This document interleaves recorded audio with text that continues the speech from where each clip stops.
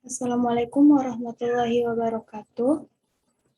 Perkenalkan, nama saya Rifni Kotriani, Stambuk E2812053 dari kelas AGT 1 ruang B09.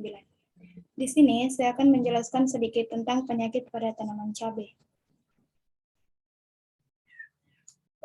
Sebelumnya saya akan menjelaskan sedikit tentang segitiga penyakit tanaman, di mana terdapat 3 faktor utama mengapa patogen mampu menyerang tanaman inang.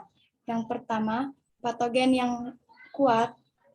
Yang kedua, tanaman inang yang rentan terhadap serangan patogen, serta yang ketiga ada lingkungan. Lingkungan yang mendukung mampu membantu patogen menyerang inang.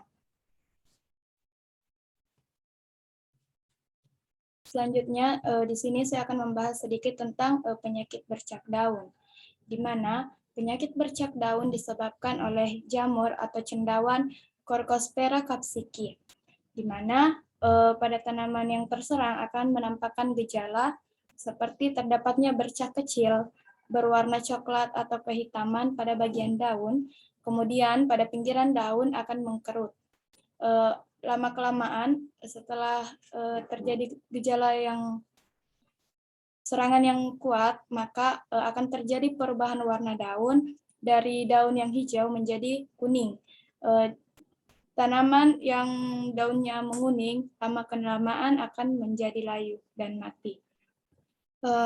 Selanjutnya tanda serangan, yaitu di mana ditandai dengan adanya benang putih atau biasa disebut dengan spora di beberapa titik pada bagian yang terinfeksi. Jadi pada bercak-bercak kecil biasanya terdapat benang-benang putih yang biasa disebut dengan spora.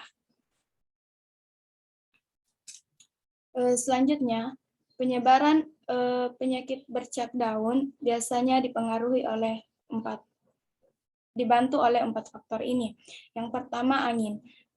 Angin mampu membantu penyebaran penyakit bercak daun pada tanaman yang telah terinfeksi. Apabila terhembus angin, maka angin akan membawa patogen tersebut ke tanaman yang lain. Mungkin tanaman yang sehat akan terserang. Kemudian ada serangga vektor. Serangga vektor ini mampu membantu penyebaran penyakit bercak daun. Hal ini dilakukan dengan cara serangga vektor akan mengambil makanan pada tanaman yang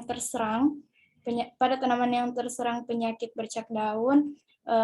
Namun di samping itu cendawan atau patogen Corcospora capsicum ini akan ikut bersama serangga dan berpindah ke tanaman yang sehat jika serangga sudah berpindah tanaman. Kemudian alat pertanian. Di sini alat pertanian mampu membantu penyebaran penyakit bercak daun dengan cara apabila alat-alat pertanian ini digunakan pada tanaman yang telah terinfeksi penyakit bercak daun, dan setelah digunakan peralatan pertanian ini tidak dibersihkan dengan steril, sehingga cendawan atau patogen akan ikut pada alat ini, dan ketika alat ini digunakan pada tanaman yang sehat, maka alat ini mampu memindahkan patogen tersebut ke tanaman yang sehat. Kemudian ada benih, di mana apabila kita menanam benih yang sudah terserang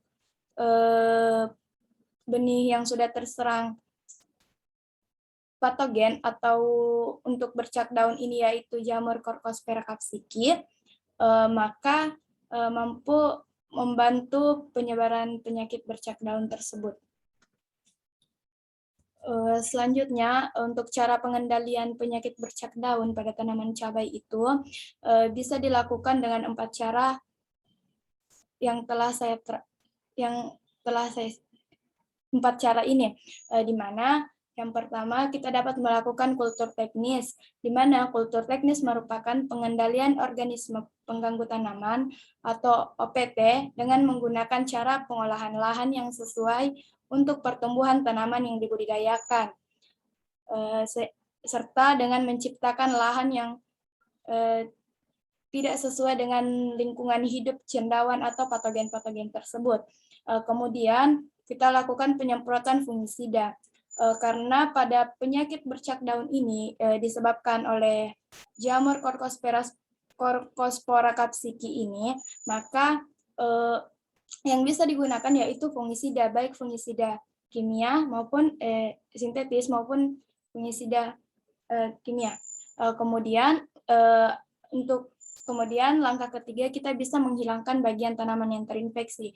Bagian tanaman yang terinfeksi ini kita pangkas agar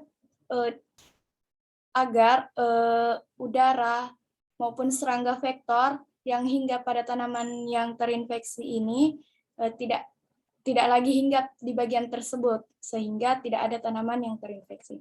Kemudian ada penggunaan benih bermutu atau unggul, di mana pada saat penanaman penggunaan benih harus sangat diperhatikan. Apabila kita menggunakan benih yang sudah terinfeksi oleh patogen, maka kemungkinan besar tanaman tersebut pada saat tanaman tumbuh maka akan terinfeksi oleh tanaman tersebut.